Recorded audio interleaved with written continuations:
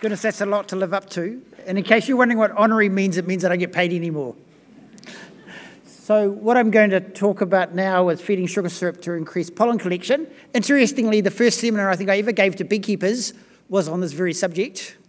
And I have to remember some very upset beekeepers, and I was looking for some way to get off the stage without getting beaten up in the process. So I'm hoping you'll be a bit kinder here. We did the work on feeding sugar syrup, and now every colony used in kiwifruit orchards are fed 2 litres of sugar syrup every 2 days to promote pollen collection. And it's lots of other crops where pollen foragers are seen as better pollinators than nectar foragers, syrup's fed as well. The tricky thing is I was always worried some bright PhD student will come along and point out that in fact it doesn't work and doesn't have any effect, and it was just an artifact of something else we were doing.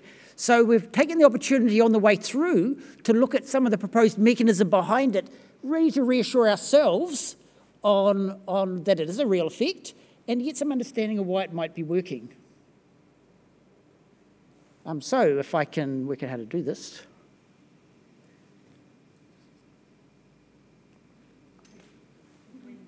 The green one? That'll do it. Thank you. So, hypothesized mechanism from one of my heroes, John Free, was that if you feed sugar syrup to a colony, the house bees who normally accept nectar loads go and consume the sugar syrup. So they're not around, so nectar foragers come back, can't get rid of their load, thinks the colony doesn't want nectar, and goes and collects pollen instead. So that's why we think it works. And as I say, we'll go through some of our little tests of whether we think that mechanism actually works. But our real worry is we collect all this data using pollen traps. And pollen traps are sensitive to changes in pollen pellet size. So you could explain all our data by just the pollen pellets being a little bit bigger, which might have been a bit embarrassing, but so we thought we'd have a look at that. And the scary thing for a little bit was that if you look at the pollen pellet size from colonies you're not feeding sugar syrup, they're smaller than the ones you are. So perhaps we'd got it wrong in that, in fact, it wasn't a total increase in pollen collection, it was just our pollen traps were more efficient. So we took a deep breath at that point and did the next thing is we went and looked at hives and we marked bees if they collected on the front, nectar foragers, and then we fed and we looked at those marked bees, how many of them changed to collecting pollen. And what you find is this, fortunately, and sigh of relief, that you get an increase in the number of bees that we think were nectar foragers because they came back without any pollen on them, changing from nectar, collecting pollen. Of course, this happens not just for kiwifruit. Anytime you feed sugar syrup to your hives, the same thing is happening. You don't get to see it, of course, but that's what the internal mechanism's happening. The next question was, well, what about Free's proposed mechanism? And what we found that if you fed sugar syrup and looked how long it took the first bee to find a house bee to pass the nectar load on, if you weren't feeding, it was quite quick. When you fed, the bees coming back had to wait around to find somebody to pass the nectar load on.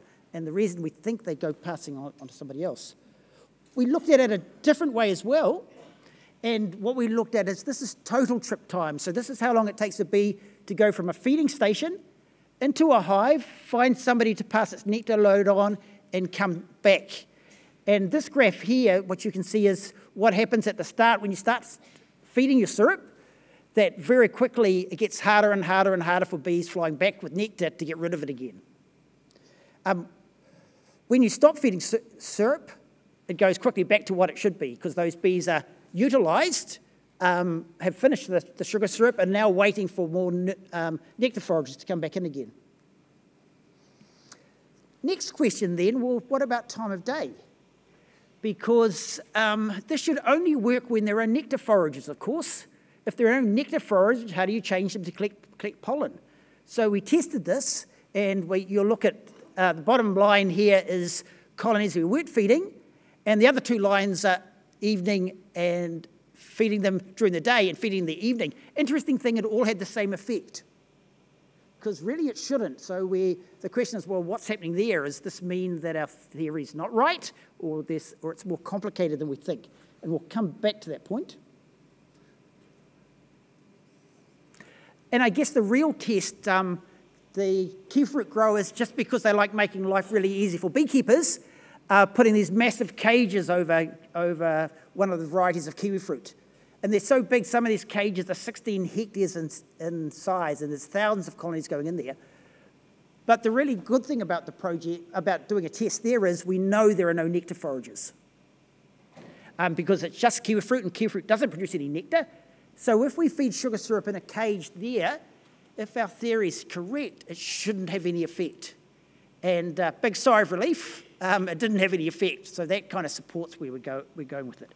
So if we want to look at the results in total, so we looked at pollen pellet size, we looked at pollen forager increases, where the number of bees changing to pollen and nectar.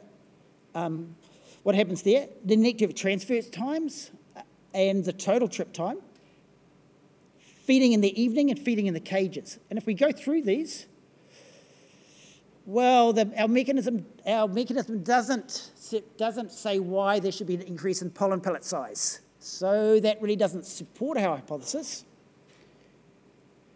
Forager transfer times, the two ways we measured it, that fits everything with what Free thought. We can give that one a big tick. And the problem is feeding in the evening, we would not have predicted that was going to happen. So that suggests that there is something else happening here, that we don't know what it is, that in fact the mechanism for sugar syrup feeding might explain some of the increase, but may not explain it all. There may be some things there we don't understand. Fortunately, it didn't work in cages. So we know a little bit more about the mechanism, what's happening inside the beehive. The advantage of doing that is it lets us make predictions on other things if we change what might happen. And the really, really important thing here is there's unlikely to be a smart PhD student come along to embarrass me at some stage and point out I really don't know what I'm talking about, and that it's something completely different. And I'll stop there. Thank you.